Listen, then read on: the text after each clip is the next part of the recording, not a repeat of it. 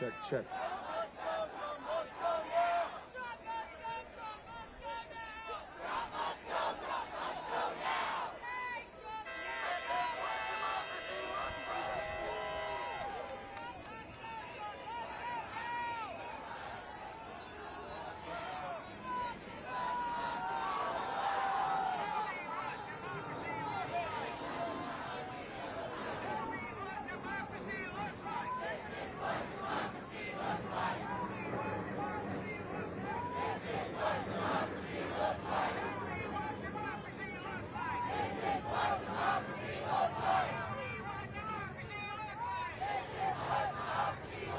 Ladies and gentlemen, you already know her. You already love her. We all do. All the way from Miami, it's Earth to Eve.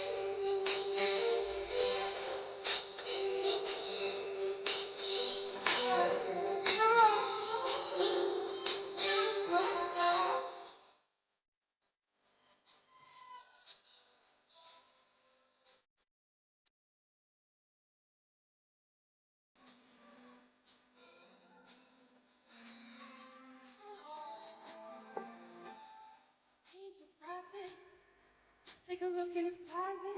Skeletons scattered all over the floor, like a Jackson.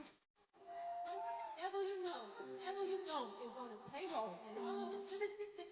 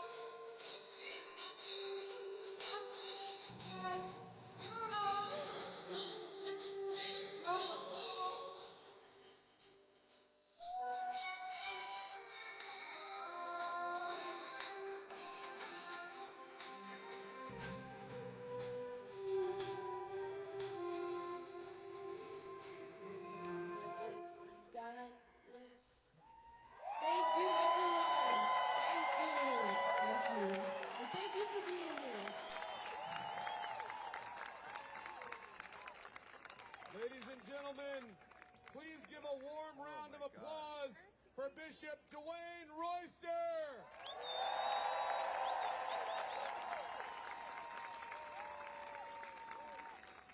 Good afternoon, everyone. I wonder if we might just take a moment of silence for everyone who is suffering not only in this country, but around the world at this evil regime that's sitting in the White House. Let us take a moment of silence.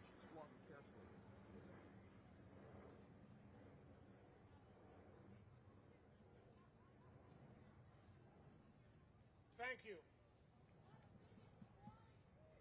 For a moment before I offer prayer and blessings on you in this work that we're doing to get the Congress to get a backbone and impeach this president, I just have a few words to say before we pray. First of all, I want to be clear, at least from my standpoint and the standpoint of a lot of my siblings of faith from multiple faith traditions across this country, God is not pleased. Hurting God's children is hurting God. And when we cannot allow a demonic regime like Donald Trump and his minions to impact veterans, to impact the disabled, to impact women, and in particular women of color who are in leadership in this country, to impact reporters, to impact people in any walk of life in this country, to use poor white folk as a bulwark against the rest of America. The time for this has come to an end.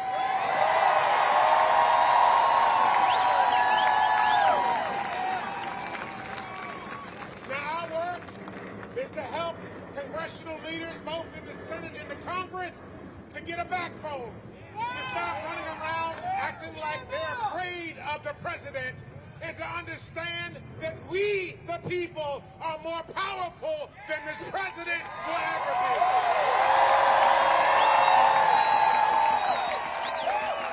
Every Wednesday at 12 noon, I go to Lafayette Park outside the White House, and I offer a prophetic condemnation of what Donald Trump is doing in this country. I encourage you to join me there if you're able, until we are going to pray and walk and march and fight and vote until this all falls down.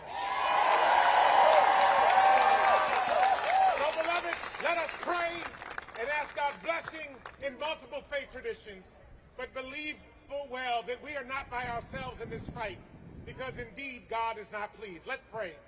Holy God of many traditions, of many voices, your holy words in many different traditions tell us that you are not pleased with tyranny, you are not pleased with authoritarianism, and you are not pleased with fascism. We pray, God, that you would convict our congressional leaders until they turn and impeach this president. We pray, God, that you would give us the power to force them to do the right thing, and that you would encourage us along the way. Help us, help our neighbors stand up for truth, righteousness, and justice in this land. Help us, God, in this moment in time, have a bigger vision for this country. We pray now, God, blessings on this day and on all these folks and all these organizations that gather here, that your will be done, that peace, justice, and love may rule in this land once again. Thank you, O God, in the many names by which we call you, and we say, Amen.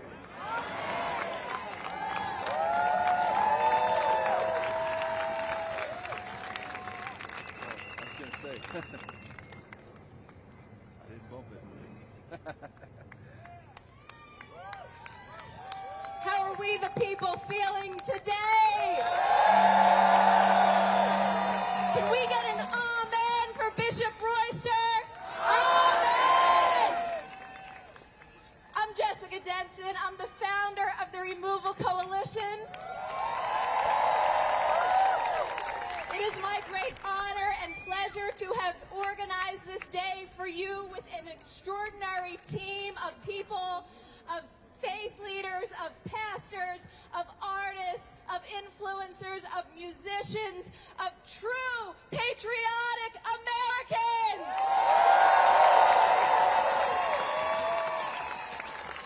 You know, 10 months ago, my founding organization, 14th Now, was standing on these very steps in the bitter cold with a few dozen people trying to block this illegal administration.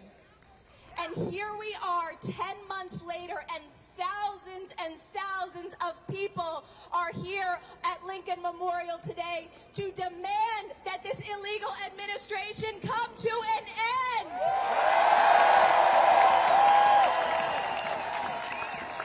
I formed the Removal Coalition because I saw the nationwide protests. I saw the millions of people flooding the streets, and it was beautiful. But I saw that there was something missing. The demand was missing. The absolute, unequivocal demand that something be done to evict this illegal president from the White House was missing.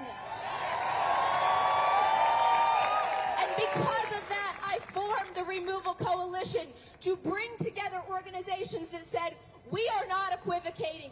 We are crystal clear and explicit on our mission, and when we show up and exercise our First Amendment rights, you are going to know what we, the people, are demanding. I don't know. Now, you're going to hear from me more today, but without further ado, I have to bring up for you my partner in this mission. He was with me back in January. You know, it's kind of ironic. We've got a former Trump staffer, 180-degree turn, my friends, 180-degree turn. An actress and a comedian activist are leading the movement for Donald Trump's removal. I'm just thinking, you know, I think artists have some vision. What do you think? This man has a heart of gold. He is tireless. I couldn't be more grateful to be in the fight with him. Please join me in welcoming Cliff K.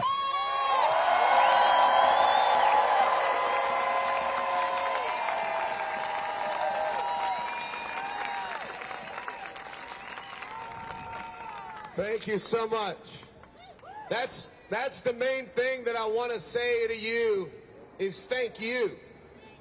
Thank you for being here today. It wouldn't matter if you didn't come. It wouldn't matter. I know it's not cheap. I know it's not easy. I know it's not free. I know it's not convenient to get to the nation's capital, but you did it anyway because you're willing to do more than nothing. You're unwilling. You're not willing to sit on the sidelines and watch an orange-faced grifter in a dirty diaper tackle your democracy.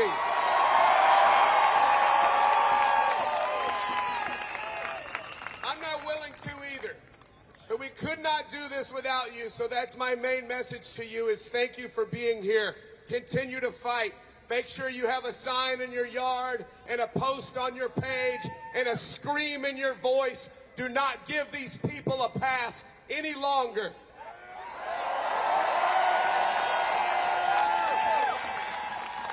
I've never been a big fan of shame because I grew up in a very conservative Southern Baptist household. But man, it's a powerful weapon and I want you to use it against them. Because shame is exactly what you should feel when you sugarcoat genocide. Shame is exactly what you should feel when you help cover up a pedophilia ring. Shame is what you should feel when you support a Russian-backed traitor who wants to build a Qatari Air Force base on our land. Shame is a powerful tool. Use it against them. My brother, Wiley Cash, is here with me today. My brother Wiley is a New York Times best-selling author. He is the smart one. He always has been, but he's a good man. He's written a lot of things that I love, but the thing that he wrote that I love the most was an article about our father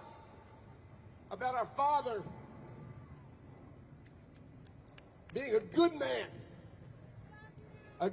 for his whole life, being kind to people even when he didn't need to, it didn't benefit him. Most of the kindness he committed in his life, we didn't know about it until his life was over, because he never told us. The people came to the funeral and they told us. He was a good man.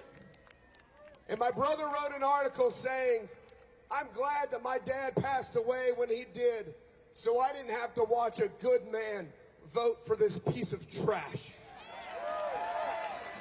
And to show that all these things that we were taught weren't really as solid as we thought. So many of us have lost our friends.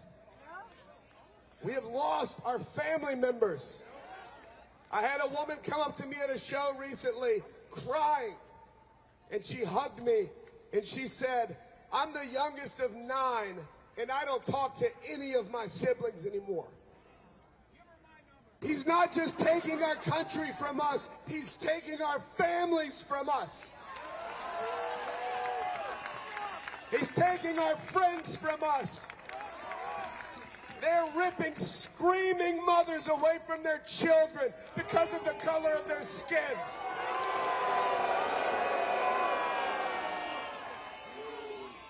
There was a man recently, a couple of months ago, tackled by ICE. He was weed eating. He was weed eating, and they tackled him to the ground, and they beat him. They punched him over and over and over. He wasn't a criminal. He was a weed eater. They arrested him. He'd been in this country for decades. All 3 of his sons are United States Marines. When he got to speak to his sons, he didn't lament what was done to him or speak of the injustice or ask for help. The first thing he said to his sons was, "Go finish my work. I left my work undone. Please go finish my work." Because that man is a good man. There are no good men in MAGA. There are no good men in the Trump administration or this MAGA cult. There are no good men in MAGA. And just like that good man told his sons, "Finish my work. I have a job and it's not done." I'm telling you, we have a job and it is not done.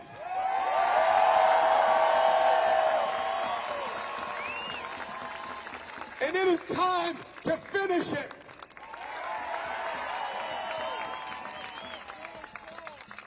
This next person is a literal hero. He's a hero to all of you. He's a hero to me. I was furious when I saw what happened to him on January 6th. And now I count him as a friend, and I'm even more furious. Give it up for the incredible Michael Fanone.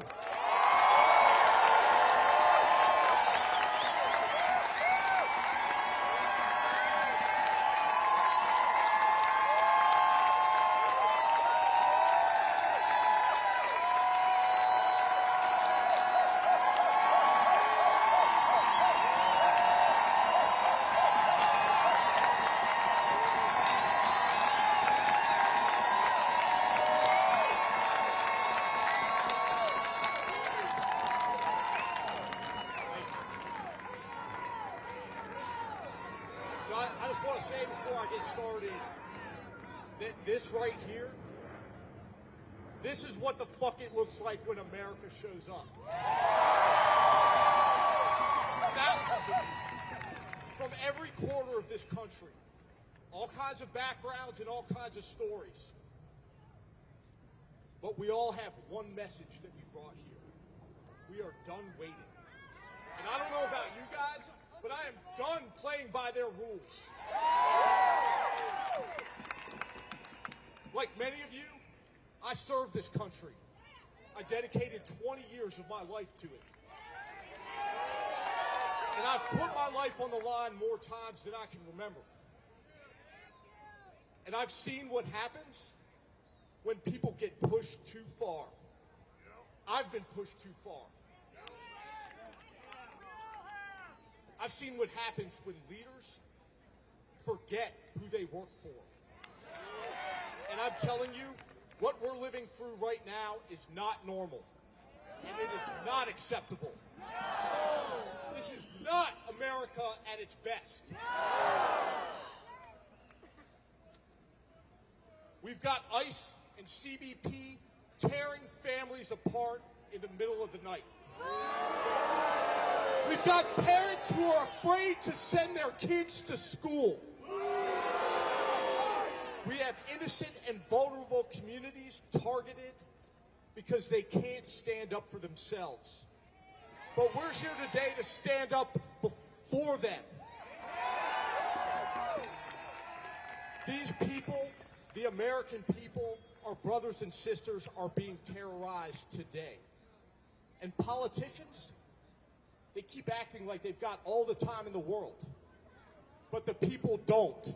We don't. This country doesn't. And democracy sure as hell doesn't either. So listen, I hear these pundits and elected officials saying Just wait until the midterms. 2026 is going to fix it. But let me ask you something.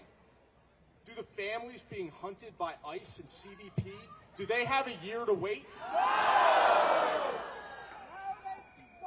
Do women losing rights and autonomy over their bodies, do they have a year to wait? Do working class Americans with skyrocketing health insurance premiums like myself who can no longer afford health insurance, do we have a year to wait? Do workers, working Americans losing their freedoms have a year to wait?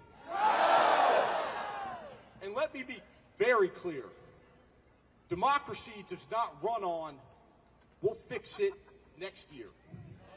When a regime is abusing its power right now, when people are being beaten by law enforcement officers right now, when history is being erased and the people's house is being demolished now. You don't wait for a midterm. You ante up and kick in like we're doing right now. And since we're here in Washington, D.C., just a few blocks from the people whose salaries we pay, let's make damn sure they hear us when we demand that they do their jobs. Protect this country. Protect the people you swore to serve. Protect our democracy. And listen closely, because tens of thousands of voices are about to make it very simple for you. Impeach, convict, and remove. Let me hear it. Impeach, convict, remove. I want Congress to hear it in their goddamn offices. Impeach, convict, remove. I want the White House to hear it. Impeach, convict, remove. I didn't spend my career in law enforcement to watch a government use fear and violence as a weapon. And I didn't risk my life for democracy on January 6th so lawmakers could shrug and say, maybe we'll get to it in 2026. I stood up like you were all standing up here because this country is worth fighting for. And every single one of you showed up today because you believe the same thing. This movement is not small. This is not some fringe fad, and it sure as hell isn't quiet. It's the majority of Americans who are tired of being ignored, and we're tired of this administration. So here's what we're going to do next. We're going to take this crowd and this momentum, and we're going to turn it into pressure louder than anything this country has ever seen. We're going to call our lawmakers, we're going to show up at their office, and we're going to demand action, and we're going to demand their courage, and we're going to demand accountability.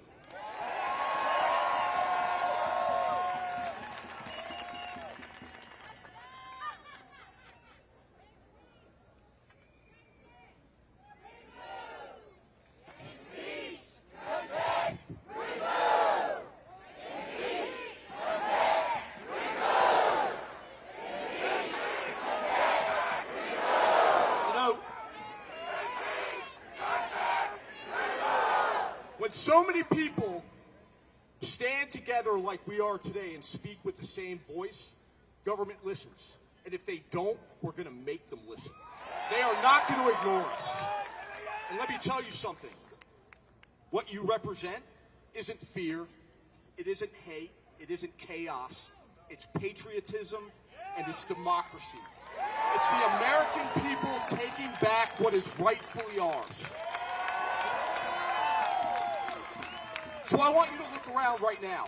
Look at this crowd. Look at this power. Look at this country refusing to be silent. And remember this. We don't wait for 2026. We don't wait for your permission. We don't wait for someone else or some scandal to save our democracy. We protect it. We defend it. We demand it. And we want it today. So one more time, raise your voices with me impeach, convict Donald Trump, and remove that son of a bitch from office.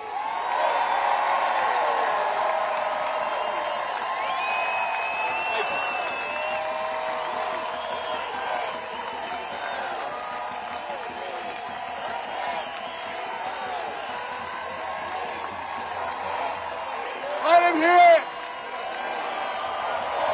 Let him hear what real Americans sound like.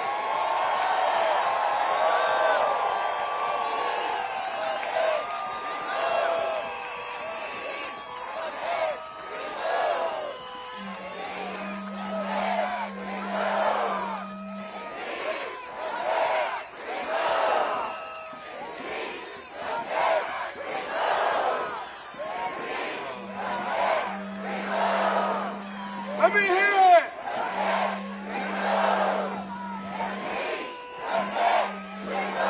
Can you hear that, Donald?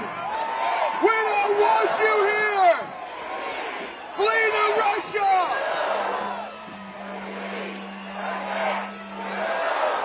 All right. All right, thank you. This next guy was also a hero of mine who became a friend of mine. I got to listen to him last night, and it was just incredible. Some of you did as well. Please make a lot of noise for pastor and author John Pavlovitz.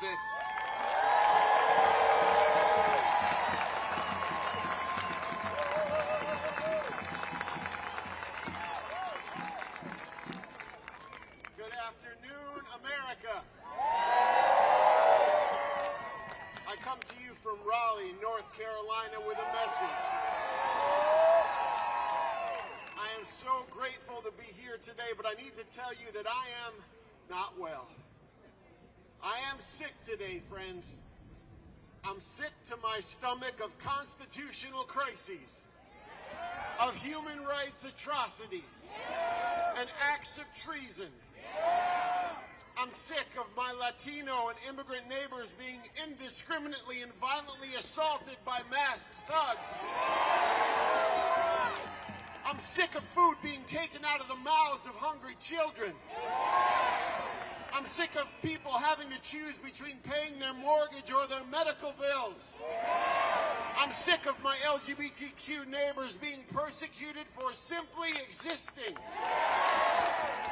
I'm sick of people of color being gerrymandered out of the political process. I'm sick of women having to travel to another state just to have autonomy over their own bodies. I'm sick of our servicemen and women and our veterans being disrespected and disregarded. I'm sick of the reality that the greatest border crisis we face is the one separating church and state. And I am sick of desperately appealing to public servants to do the decent, humane, and legal thing and seeing them again flatly refuse. America, are you sick of all of this? And it's not just we who are gathered here today who are sickened. This entire nation is not well because in the highest position of leadership, we have one of the most amoral, lawless, vile, hateful human beings to ever walk the planet. He is a man devoid of decency, bereft of empathy, and allergic to truth. And for a decade, he has been a pervasive moral cancer feeding off the body of our republic. He has trafficked in tribalism, stoked division, and pillaged our resources. He has preyed upon the vulnerable, and he is inciting people to revel in the worst of their instincts.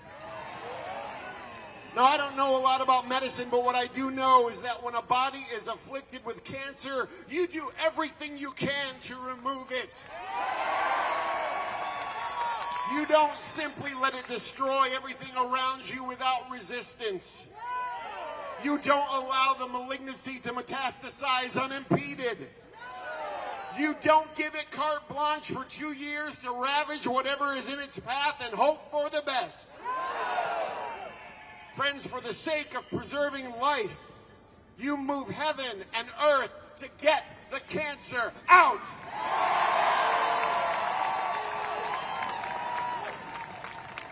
And we gather here today to say, for the sake of the health and existential life of our great nation and the well-being of the planet, Donald Trump must be removed.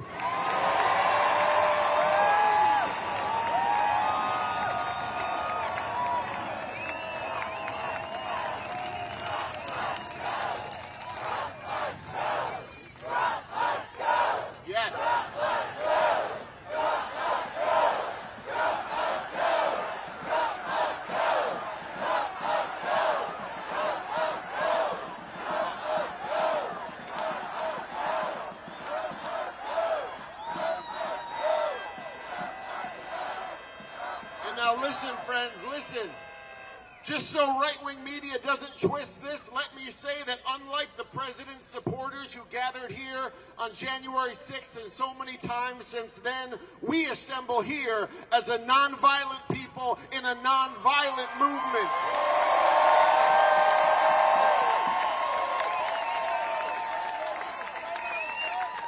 We seek a peaceful, legal, constitutional remedy to this national heart sickness, and it comes in the form of impeachment, conviction, and removal. And this is what we are demanding today.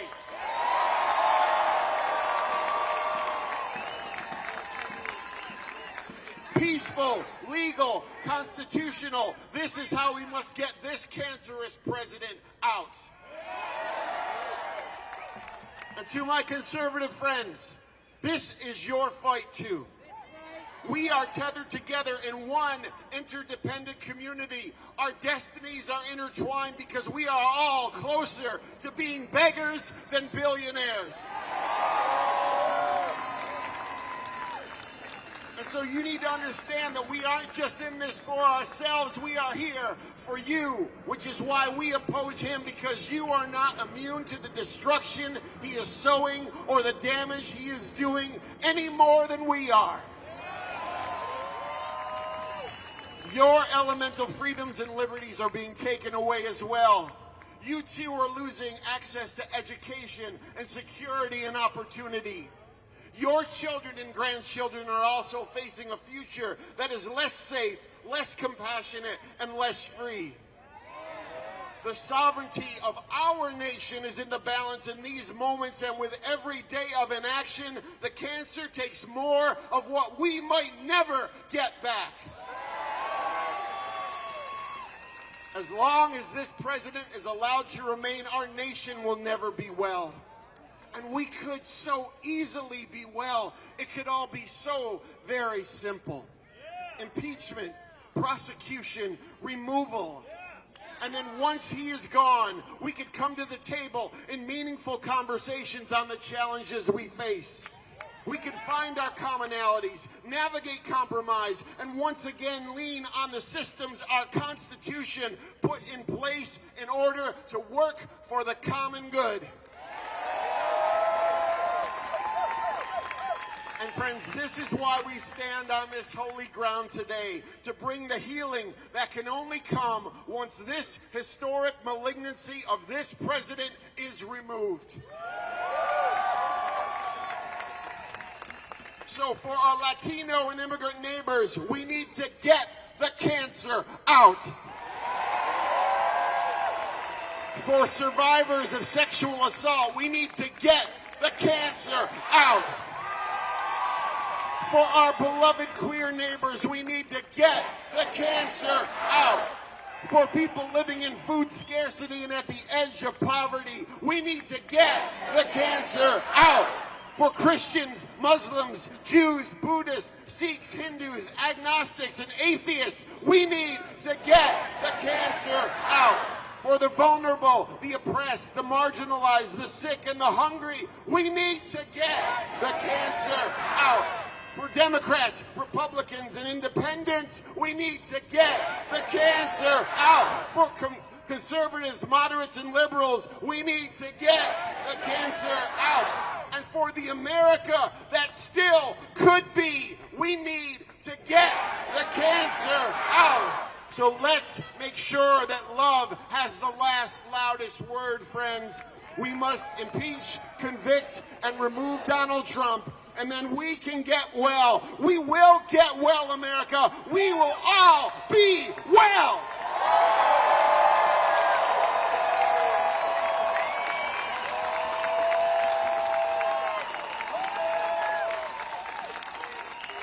Let him hear it, John Pavlovich.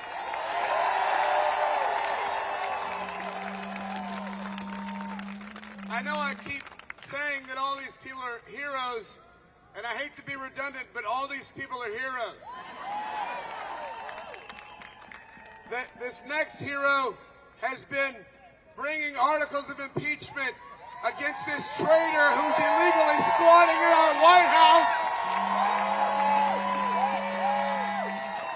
A Democrat from the great state of Texas, Representative Al Green.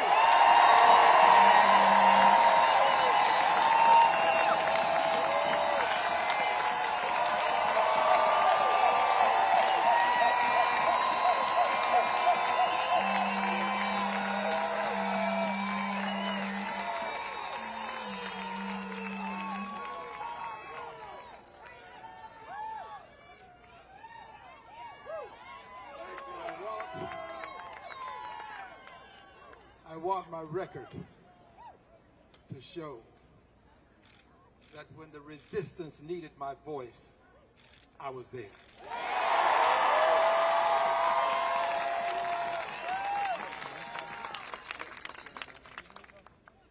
I ask you, do you believe in liberty and justice for all? Do you believe in government of the people, by the people, for the people? Do you believe in separation of powers? Do you believe in the right to peacefully protest? Do you believe you've got a right to resist an authoritarian president who wants to devolve the democracy into a dictatorship? Do you resist? Among the resistors, we have some persons who go to distant places. Many of them don't return the way they left. We have to respect them today. If you are a member of the military, just raise your hand. Let's give them a hand, please. Hands over here, here, here. Members of the military, give them a hand, please. Let's hear it for the Army. Let's hear it for the Navy. Let's hear it for the Air Force. Let's hear it for the Marines. Let's hear it for the Space Force. Let's hear it for the Coast Guard. Let's hear it for our armed forces.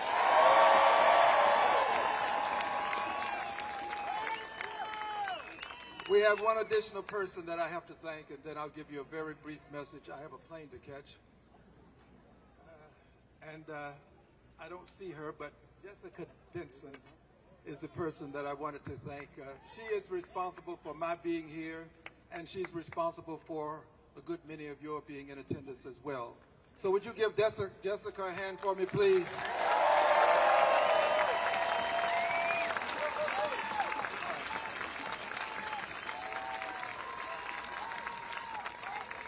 I want you to thank this gentleman who's standing over here.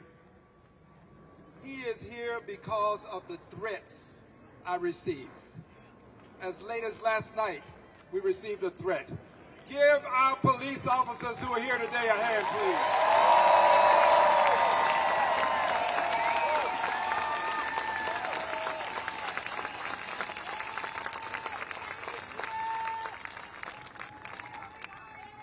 When the President of the United States of America threatens the lives of members of Congress,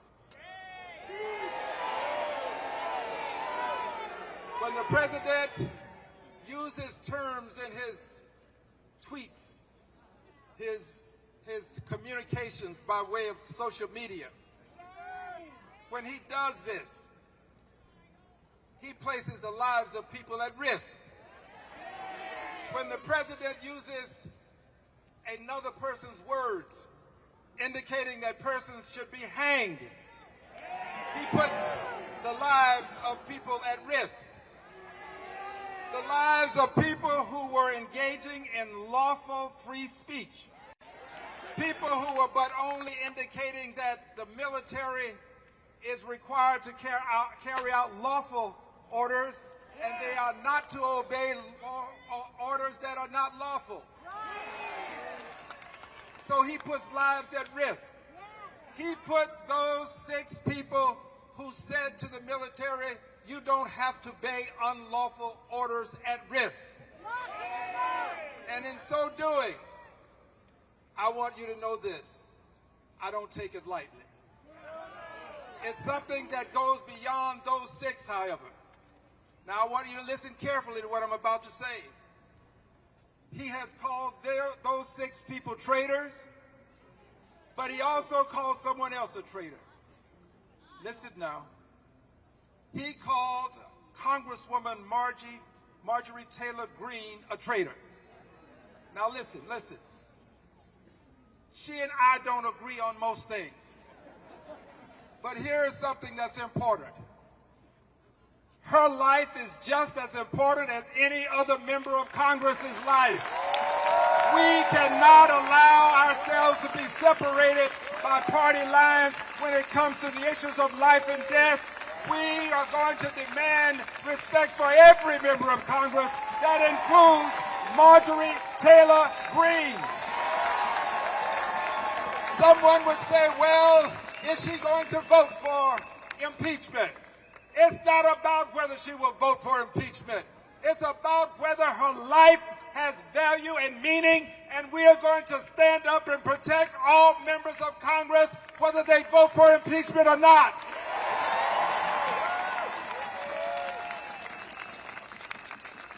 What the president has said when he talked about death and hanging members of Congress is an abomination.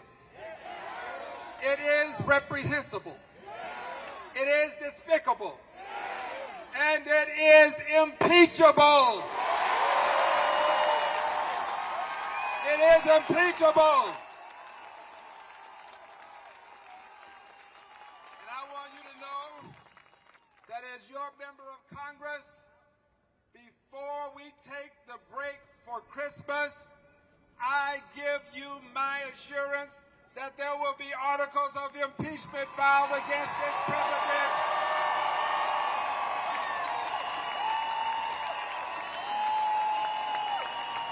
There will be articles of impeachment filed, and there will be articles of impeachment voted on in the Congress of the United States of America. We are not going to just file. We are going to have every member of Congress take a stand. This is a time for all of us to take a stand. You vote your conscience. My conscience tells me that I must vote to impeach a president who would put the lives of members of Congress at risk, a president who disrespects the Constitution, who doesn't believe in the separation of powers, who doesn't believe that people have a right to peacefully assemble and protest, a president who wants to be an authoritarian, who is devolving our democracy into a dictatorship. He must be impeached. He must be convicted. He must be removed.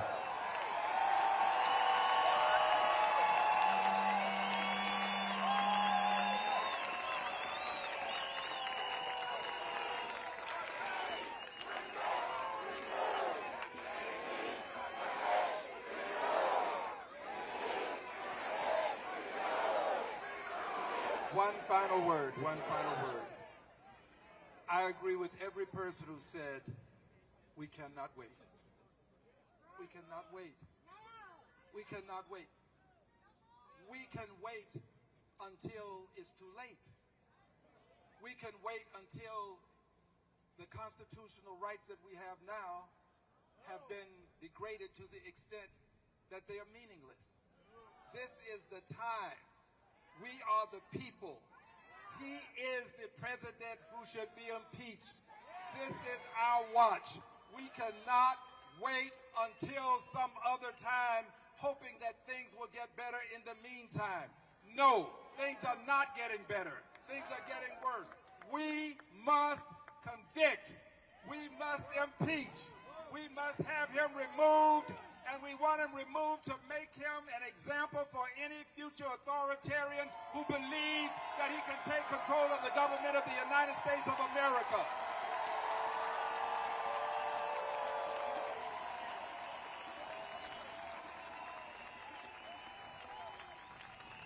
I want you to know that I thank each of you for being here.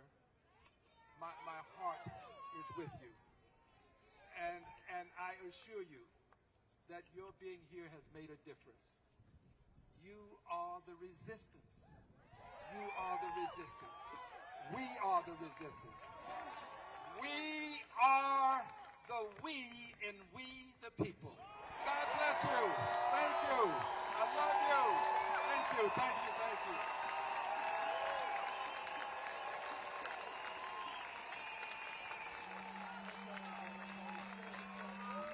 Let him hear it, everybody. That's the bravest person in Congress right there.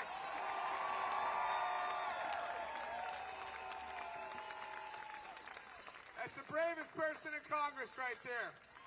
We need a lot more of them. And what he was saying about Marjorie Taylor Greene, it's true. We got to protect people's lives. It's unbelievable for a president to speak this way about members of Congress, to threaten to hang people. But I want to tell the president, because I know he's watching, you know he is too. I want you to come. I want you to come, Donnie. Come hang me, Donnie. I dare you. Stuff your cankles into your height-adjusting dress shoes and come try to hang me.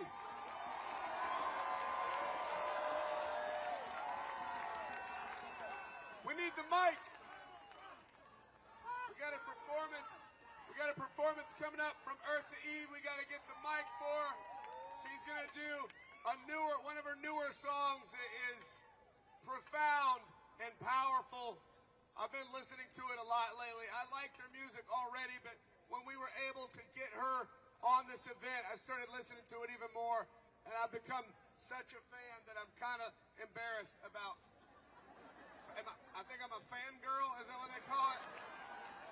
I met her this morning. I was like, I'm so happy that you're here. She's going to play an incredible song for us again, guys. Give it up for Earth to Eve.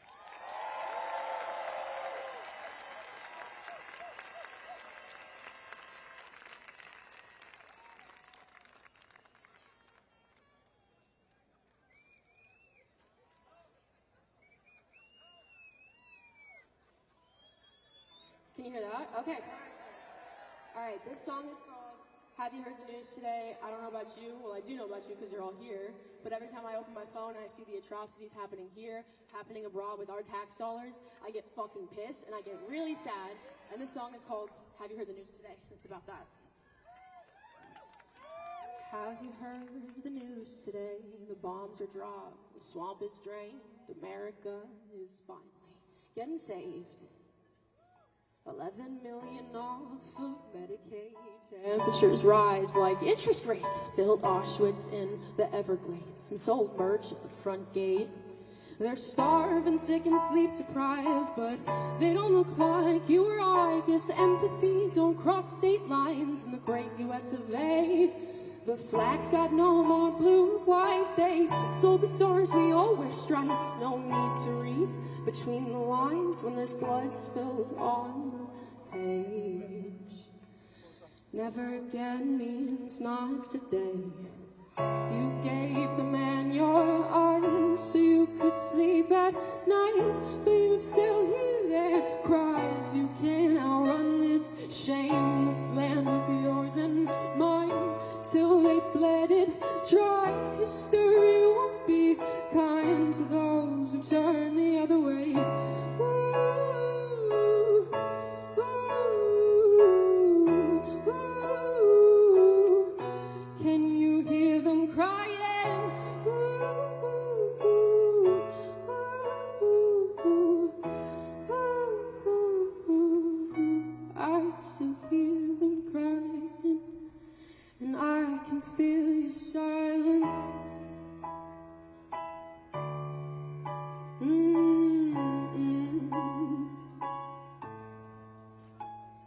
Empathy becomes partisan when rights get framed as politics, and born again Republicans start ditching what their scripture says. Oh, hate thy neighbor, turn them in and burn. Amendments 5 and 10. The faithful bent the cross to fit, but heavy is the crown that sits atop his empty head. He'll only pledge allegiance to self-interest, to help the rich get rich at your expense while you absolve his sins. And your indifference ain't righteousness, it's evil at its best. Celebrate ignorance and cheer and clap as the boot steps on your leg till it snaps. You gave the man your eyes so you could sleep at night, but you still hear their cries. You can't outrun this shame. This land was yours and mine till they bled it dry. Mister, you won't be kind to those who turn the other way. Ooh, ooh, ooh. Can you hear them crying?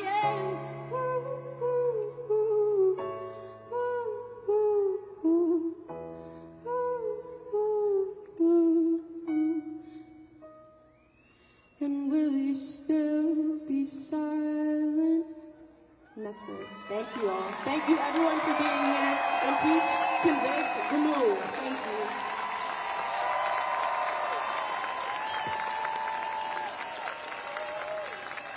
Let her hear it, everybody! Such an incredible song. It's a powerful song.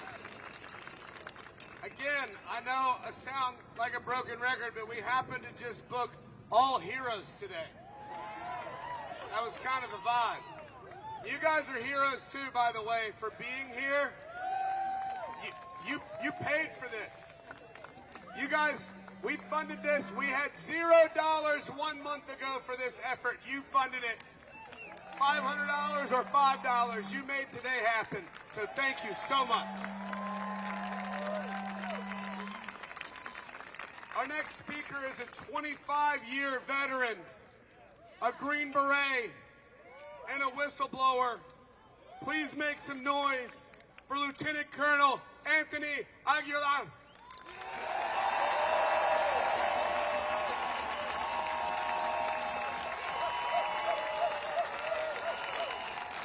We the people matter. This still matters. I want to hear it. Fire me up. Impeach, convict, remove. Impeach, convict, remove. Impeach, convict, remove. Impeach, convict, remove. I spent 25 years serving in uniform for this country, and I have fought in every war that this country has fought in for the last quarter century. And not once did I see someone with the last name of Trump overseas carrying a weapon and defending our nation.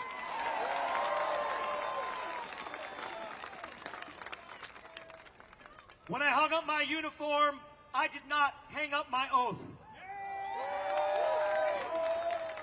I went into Gaza to deliver humanitarian aid and resigned in protest to tell the world of the genocide that's taking place. Every bomb that drops that kills a Gazan child, a Palestinian family, is coming from our tax dollars.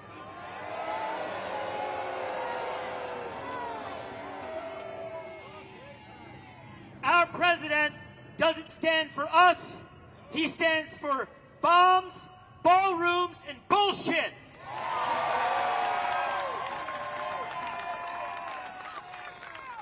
I'm a proud Latino American. I grew up in South Texas.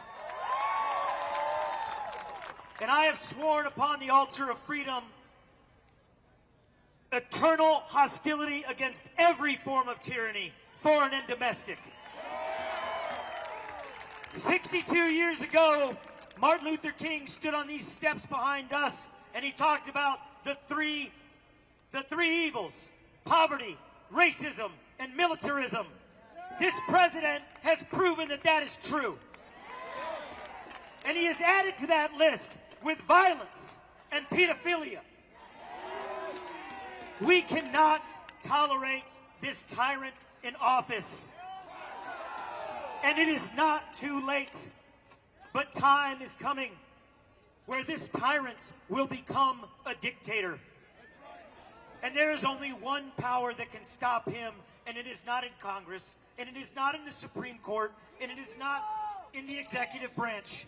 It is with us, we the people.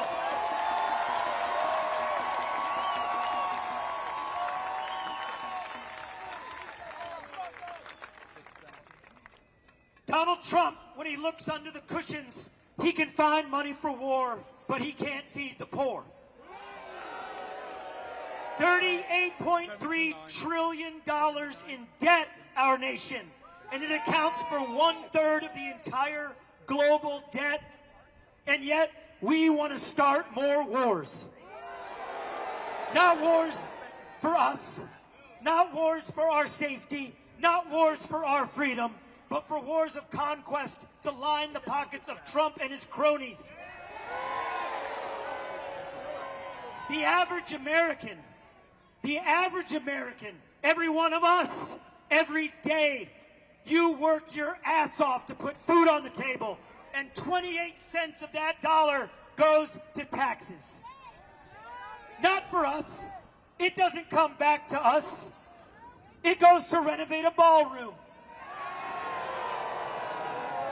It goes to line the Oval Office in gold. It looks like Liberace's bedroom.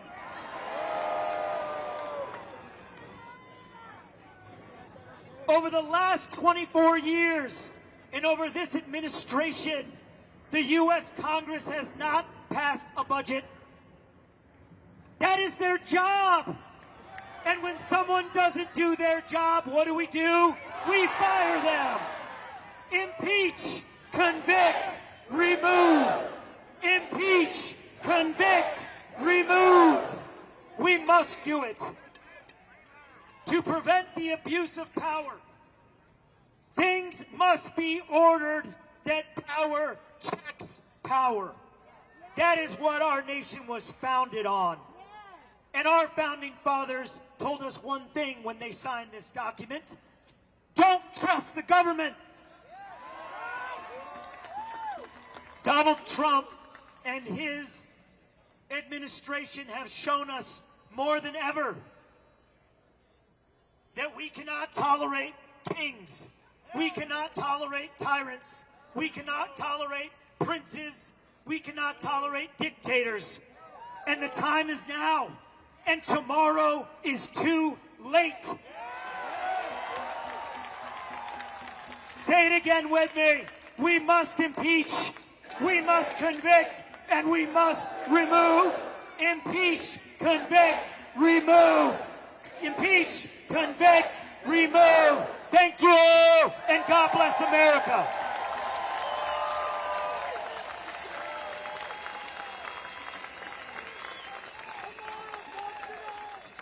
Let him hear it.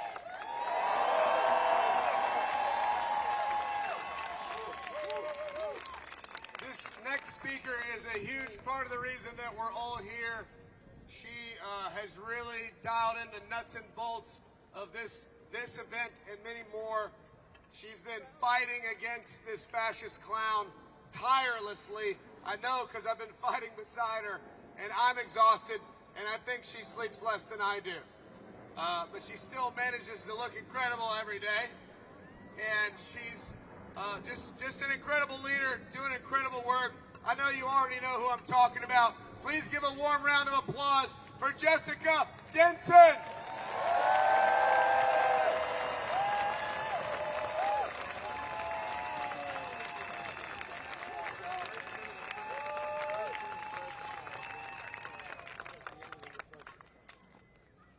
This nation functions through consent of the governed. Do we consent to what's going on right now? Are we demanding Donald Trump's immediate conviction, impeachment, and removal from office?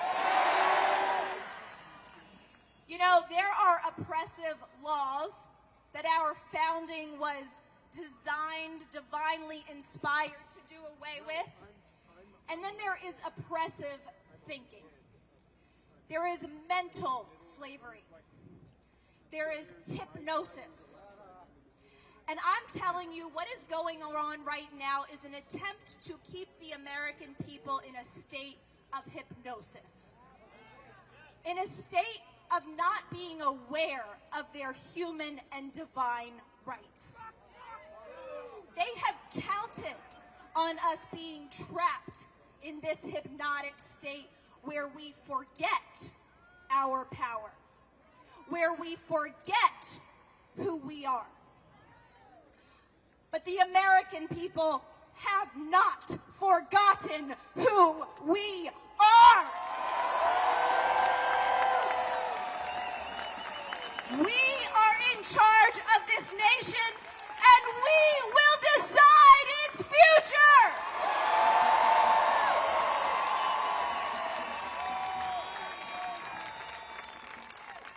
Do you see how incredible what we have done today is? Just a few months ago, really up until just recently, they were trying to make those of us who were calling for impeachment look like fools, look like some fringe movement who were so silly to think this constitutional necessity could be accomplished. But today, we are making anyone who says impeachment is not possible look like the fools.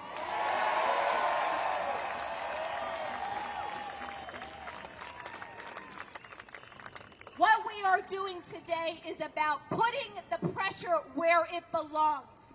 On that building at the other end of this mall, the halls of Congress.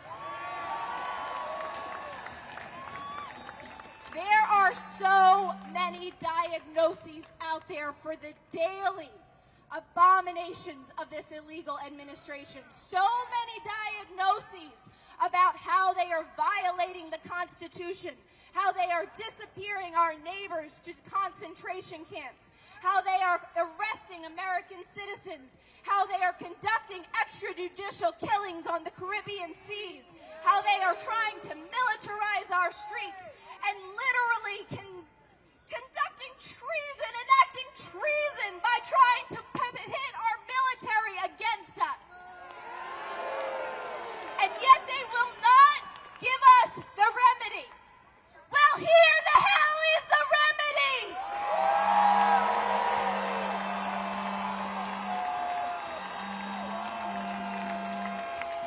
I have news for anyone on either side of the aisle, and I am including the most popular and lauded members of the Democratic Party. It is no longer sufficient to go on cable news and get your hit, to get your popular sound bites, to do your TikTok videos. We want articles of impeachment filed, and we want them filed now!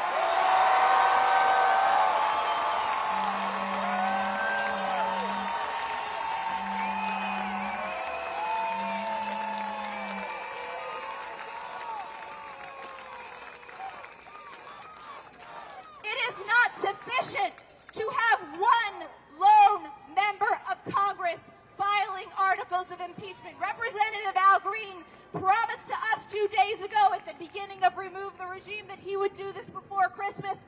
I'm putting every single member of Congress on notice that they better file their own before Christmas too!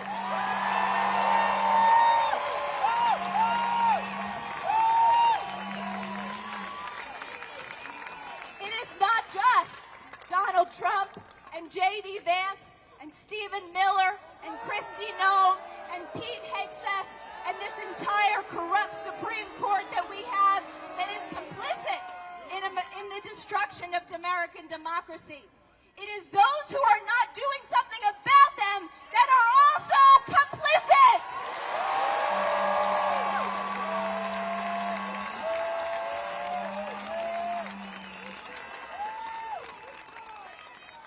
I gotta tell you how truly incredible it is to see this crowd today, how inspired I am by you, how absolutely uplifted I am. And you are here.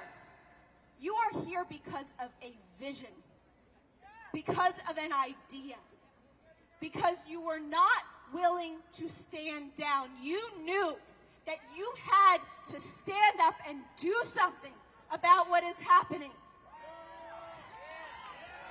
And maybe you didn't get here easily. Maybe it took a little while. Maybe you faced some internal resistance. You know, my journey started that way about 8 years ago.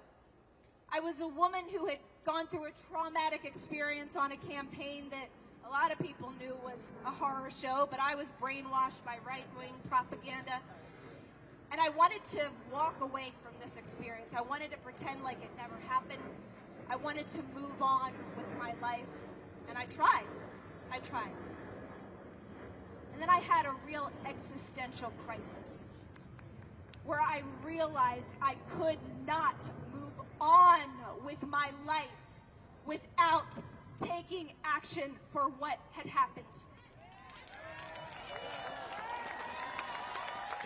It's that old saying, injustice anywhere is a threat to justice everywhere. I realized the injustice in my own life was not just about Jessica Denson and this little woman that nobody cared about. No, it was about what Jessica Denson had to give to the world, and I could not let that be squashed. I had to start having some self-respect, some dignity.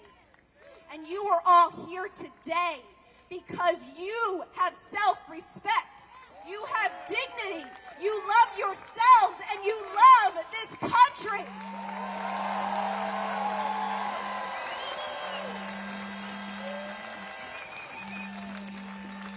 And that journey that I started on, I will tell you, it was a Jacob wrestling with the angel kind of moment that got me to take the action that I ultimately did, that got me to engage in a legal battle with Donald Trump that in the end invalidated every single illegal non-disclosure agreement that he had his staffers sign in 2016. And that fight was one, I will tell you, that countless people, countless lawyers, countless strategists and political experts told me was impossible. Told me would never happen. And yet the only reason I am here today is because I trusted that divine guidance. I had faith and I never doubted the victory of truth. I'm asking every single one of you to not doubt our victory in this moment. I want you to claim our victory in the midst of the battle. Can we claim it? We will not be told that the rightful and just impeachment and conviction and removal of this regime is impossible. We will do it!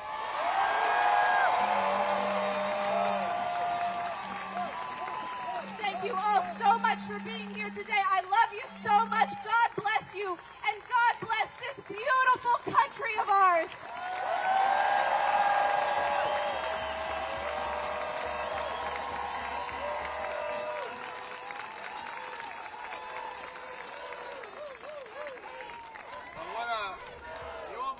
But I want to tell you about another hero. I'm going to introduce our next speaker, but I want to talk about a hero that's not speaking today. Kayla, behind me, is holding the C on the convict sign. She finished chemo treatment 15 minutes before she got on the bus to come here. That's hero shit right there, ladies and gentlemen. And I know there's 1,000 other stories like that in this crowd. A lot of people keep saying, oh, we impeached him twice and it didn't work.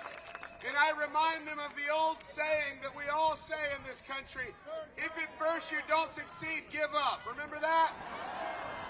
Me neither. We've made a lot of mistakes in this country. This country's made a lot of mistakes around the world. We've made a lot of mistakes in how we treat each other.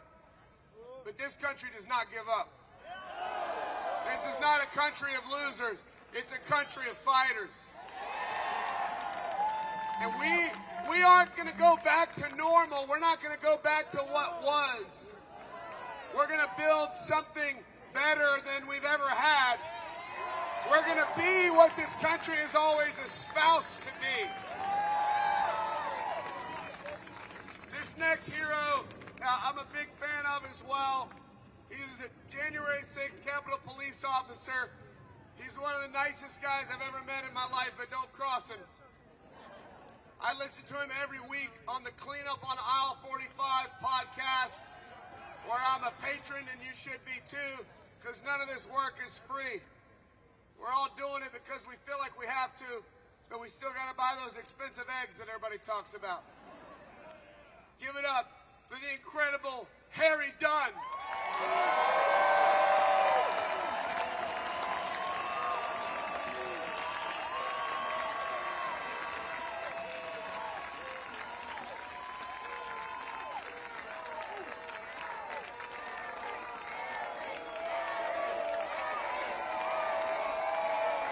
What's up, DC?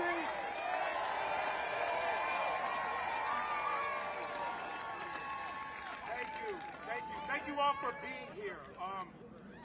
Give yourself a round of applause for being here, for actually showing up. We have a lot of people who didn't show up in November, last November, and they're regretting it, right? They're regretting it right now. Talk about free. Stuff for free. This isn't free. See my shirt? Unpaid protest. Anybody else unpaid? I hate this asshole for free. Y'all saw that Donald Trump recently called for members of Congress to be executed. He said that seditionists, people guilty of sedition, should be hung. Well, you know what? You know what, Donald? You pardoned people that were convicted of seditious conspiracy. Just saying. Man, we've had some phenomenal speakers right here, people that have brought the heat, brought the fire, that have fired us up. I don't have that fiery spirit in my belly. Can I be honest and transparent with y'all? I'm tired. I'm sick and tired. I'm disgusted. I'm not defeated. Like none of y'all are. Like all of y'all are. We're not defeated out here. I want to talk about impeach, convict, and remove. Listen, on January 6th, we did our job. I'm one of the very familiar faces, and Michael Fanone and the other officers. Y'all know our faces, but there are hundreds and hundreds of other officers whose faces that you'll never know. And you know what? They served their country. They did their job, while Congress failed to do theirs. We were off to a good start right after January 6th. Everybody was saying, you know what? You know, we are done with Donald Trump. Lindsey Graham said it. Mitch McConnell, Kevin McCarthy. All up, we're like, okay, we're coming around. This is, we're good. Articles of impeachment. He was impeached in the House. Great job, House of Representatives, under the leadership of Nancy Pelosi. Great job there. It went to the Senate. We all remember how that played out, right? Mitch McConnell said on the floor of the Senate that Donald Trump was responsible for January 6th. And then 10 seconds later, he voted not to convict him for it.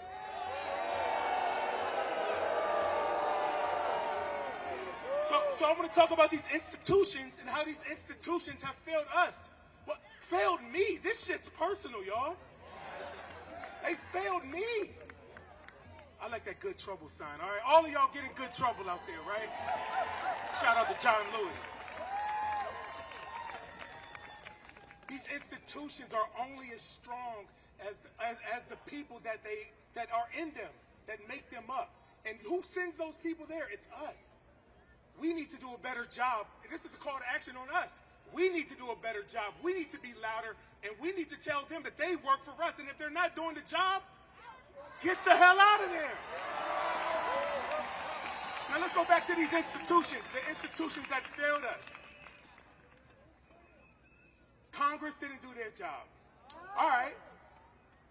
Insert Jack Smith. Everybody in America was Jack Smith's biggest fan when he was appointed. People had Jack Smith shirts and hats and tattoos, and everybody was just loving Jack Smith. Then the Supreme Court comes along. Donald Trump is a king. Well, fuck you, Supreme Court. You just screwed us. All right. Well, the Supreme Court's not going to help us. One more safeguard to stop us from this evil man, this evil person. He's not a man. He's a boy. He's a coward. November 5th, we had the opportunity as Americans. We had the opportunity to stand up and say we are better than this.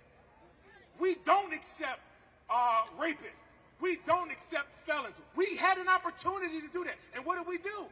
It's okay. Let's have a heart-to-heart moment right now. We failed the assignment, right? Not y'all. Not y'all. Everybody else, all of them. We had an opportunity to do something about it, and we didn't. And I, like many of you all, on election day was defeated. I felt hurt. A knife to the chest. I felt it. I went in, I grabbed my pillow, I grabbed a bottle of bourbon. And then, anybody else? No, just me. There you go. But look, where are we at right now? The day goes on, the year goes on. Our feelings, it doesn't stop because our feelings are hurt. We always show up, our resiliency, and that's what this is about right now. Resiliency, showing up, meeting the moment. And all of you all are here right now. That's more than half the battle, showing up.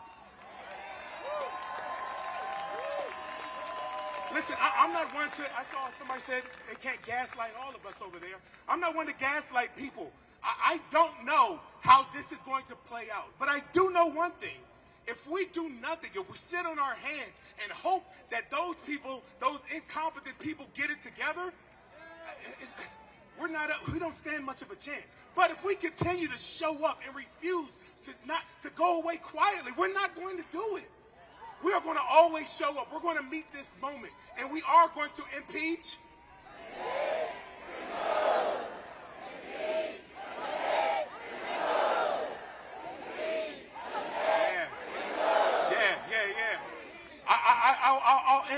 I'll end with one more thing, y'all.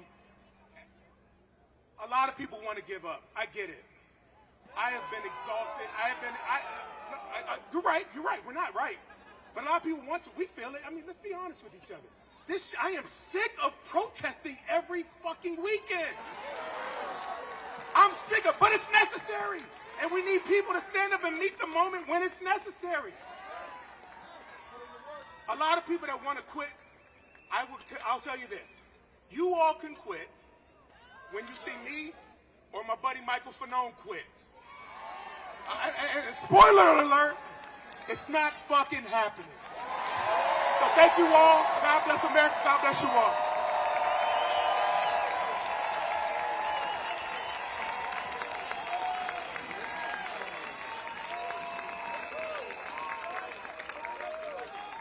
Ladies and gentlemen, Harry Dunn.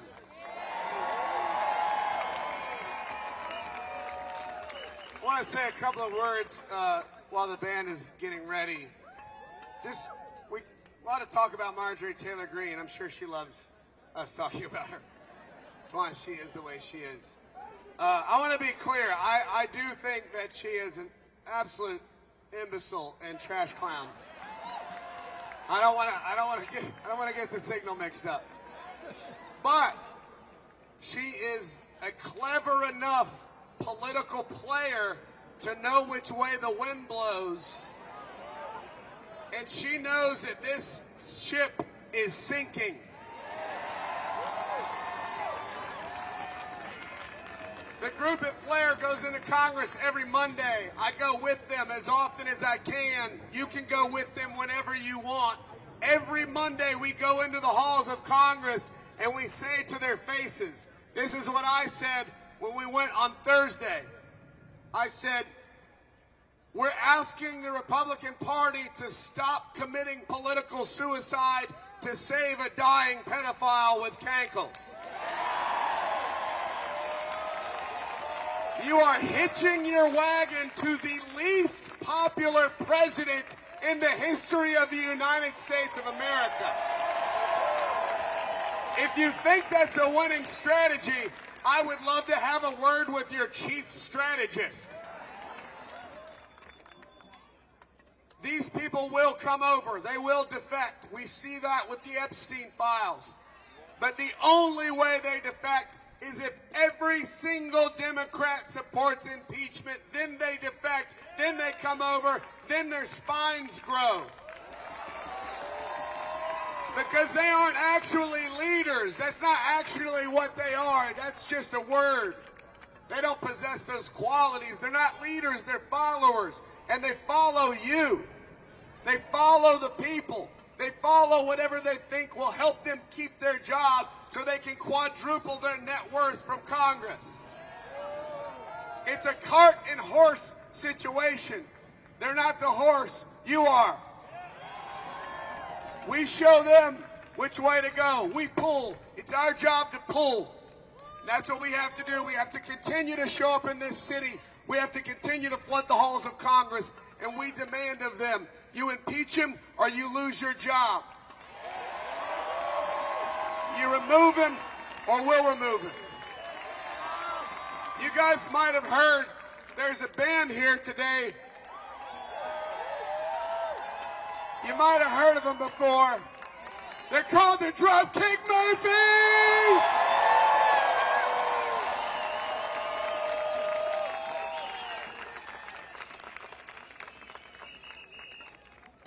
Hey, hey, hey, what's up, everybody? Man, oh man. You know what?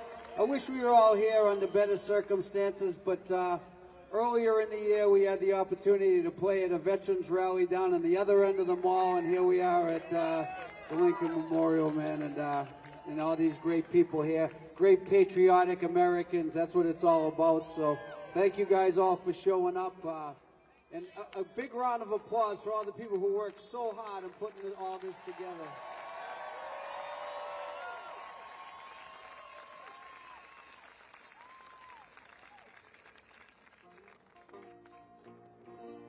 Oh, there we go, there we go! Who was here for our sound check? We broke the record for the world's most attended sound check, I think.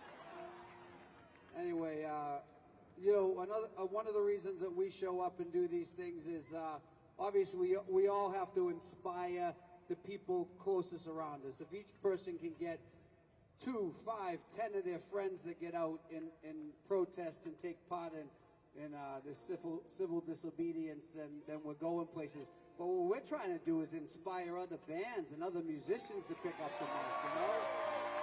There's nothing to be scared of! Come on! Anyway, you guys all ready over there? We'll let the speakers speak and the singers sing. How about that? All right.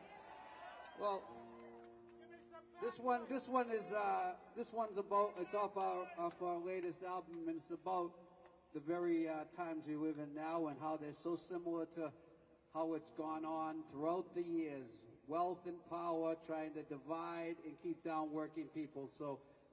Here we are. This one's called Who'll Stand With Us?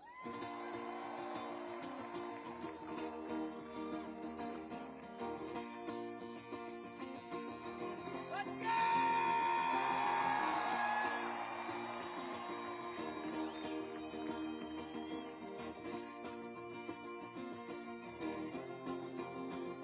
Throughout centuries in every country we faced the wrath and felt the pain of the tyrant's sword of the henchman's boot for another rich man's gain. In the endless quest for wealth and power, they stomp us down with great disdain. Beneath the false god's banner, in the name of all that's vain.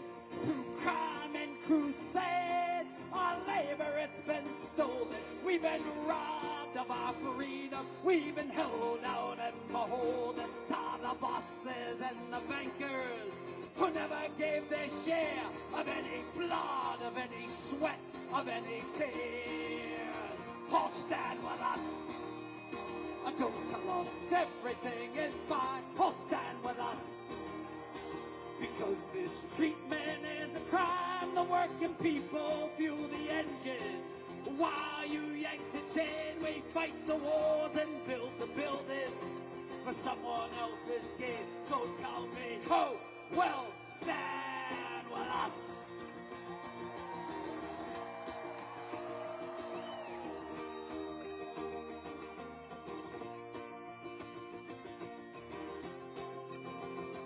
And as time rolls on, not a single thing has changed. And the wealth gap's only grown as we all point the blame. We're at the throats of one another, though we share a single fate. And the golden few laugh on and on as we all take the bait. Through crime and crusade, our labor, it's been stolen. We've been robbed of our freedom. We've been held down and beholden to the bosses and the bankers who never gave their share of any blood, of any sweat, of any tears. All stand with us. Don't tell us everything is fine. All stand with us. Because this treatment is a crime. The working people fuel the engine. While you yank the chain, we fight the wars and build the buildings for someone else's gain. So tell me, ho, well, stand with us.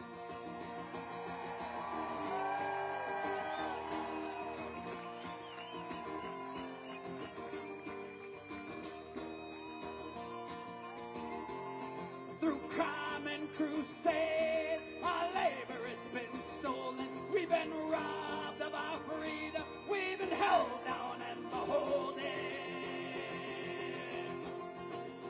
Oh, stand with us. Don't tell us everything is fine. Oh, stand with us. Because this treatment is a crime. The working people fuel the engine. While you yank the chain, we fight the wars and build the buildings for someone else's gain. So tell me, who will stand with us? Everybody, tell me who will stand with us?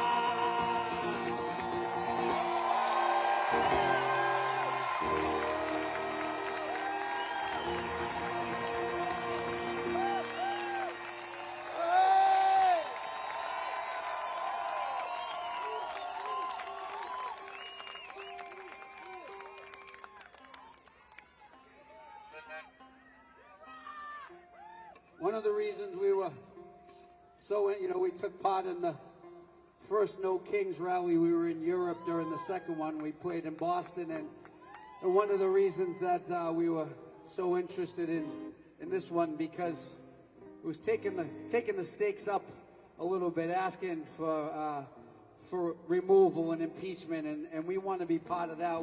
It's great to walk around and feel each other's presence and feel like-minded people, but there's got to be an end game, man, you know?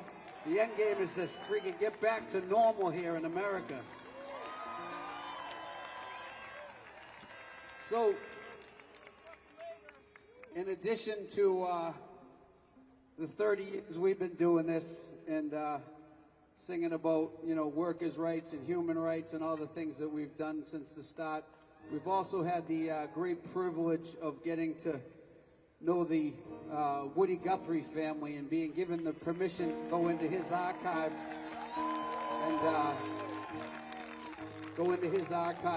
and take, as he died an untimely death, and he left behind a lot of lyrics that never got put to music. So I wish we could play that one. We need the full band for that one. We got to know the family. Quick story: Woody Guthrie's grandson, Cole, as a teenager, he had a poster on his wall, and his mom walked in, Nora, who's Woody's daughter, who runs the archives, and she said, "What's that band all about?" And the grandson said, That's a band called Dropkick Murphys. I think Grandpa would have liked them, and that led to, you know, this relationship with the family. And a gentleman just yelled out for us to do this song called Dig a Hole, and on that particular song, on Dig a Hole, there was actually an old recording of Woody singing it, and we were singing along with it in the studio, and you could hear Woody's voice in there, and we're singing along, and you look over, we had his grandson in there singing backup vocals with us, and it was, man, it was generations. But you know what the problem is? Generations later, century later, it's still the same shit. Woody would be rolling over in his grave if he knew we had it. Oh, maybe he'd be expecting that it would still be this fight. So we got to fight every day is the moral of the story. Anyway, this one's a lyric of Woody's called The Last One, and it's old, so keep this in mind. It goes out to all the working men and women, and yeah, it's called The Last One.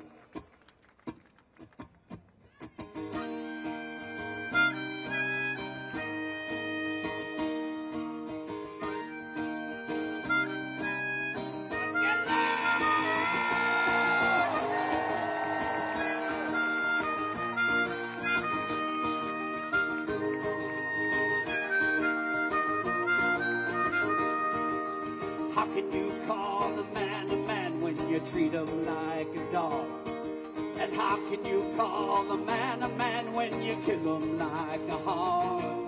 How can you call him an eternal soul and grind him in the dirt? And how can you say a fella's free, chained down and tied to work? She's upside down, she's broke apart, it's getting worse every day. A working man's hand is the hardest part in the